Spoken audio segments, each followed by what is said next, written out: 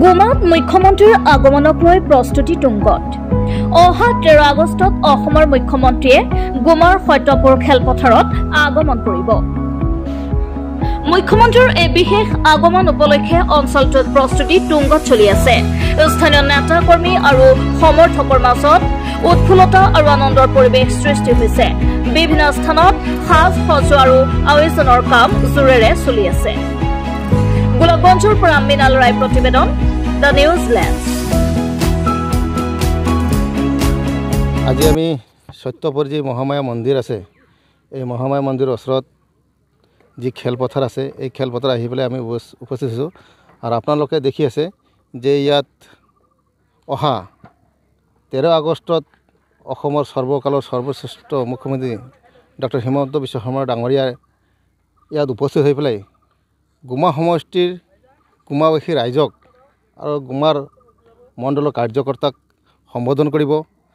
দলৰ যি বিজয় সংকল্প সন্মিলন লৈছে, এই লগত তালৈ সংহতি ৰাখি অহা 13 আগষ্ট তাৰিখে এইখন খেলপথাৰতে এক বিশাল কাৰ্যকৰ্তা সন্মিলন অনুষ্ঠিত হ'ব। ভাৰতীয় জনতা পাৰ্টি গুমা মণ্ডলৰ 10,000 পৰা 12,000 কাৰ্যকৰ্তা ইয়াত আহি উপস্থিত হ'ব। আমি গুমা সমষ্টিত অহা BTC নিৰ্বাচনত বিপুল ভোটত জয়ী হ'ম, তাৰ এক ইয়াত বিজয় সংকল্প ইয়াত আমি দেখিবলৈ পাম। আৰু আমি সকলোৱে জানো অসমৰ ডাঙৰীয়া মুখ্যমন্ত্ৰী ডক্টৰ হিমন্ত বিশ্ব ডাঙৰীয়া আৰু অসমৰ সন্মানীয় ৰাজ্যিক সভাপতি দিলীপ শইকীয়া ডাঙৰীয়াই গোটেই BTCতে সমষ্টি গৈ পেলাই যি সংকল্প বিজয় সংকল্প সন্মিলন কৰিছে আৰু প্ৰত্যেকটা সমষ্টিত পাব্লিকৰ ৰাইজৰ যি সঁহাৰি আমি দেখিবলৈ পাইছোঁ। আমি নিশ্চিত যে অহা নিৰ্বাচনত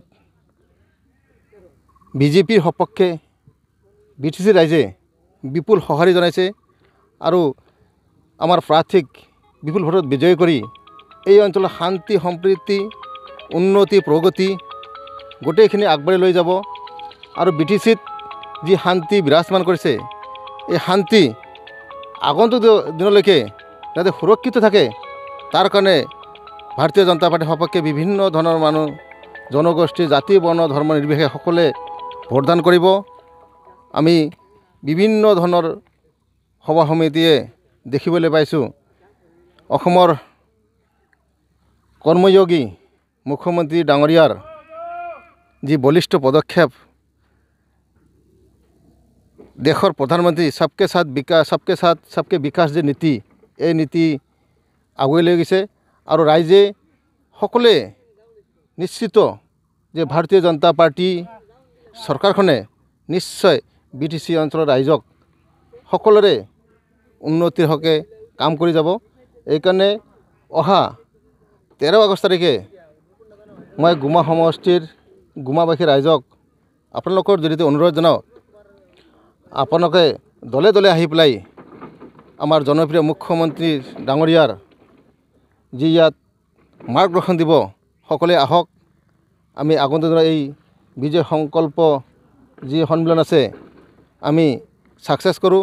আৰু আগন্তুক BTC নিৰ্বাচনত আপোনালোকৰ আশীৰ্বাদ আপোনালোকৰ পৰামৰ্শ লৈ পেলাই আমি আগন্তুক দিনত কাম কৰি যাম। এইখিনিয়ে ক'লোঁ।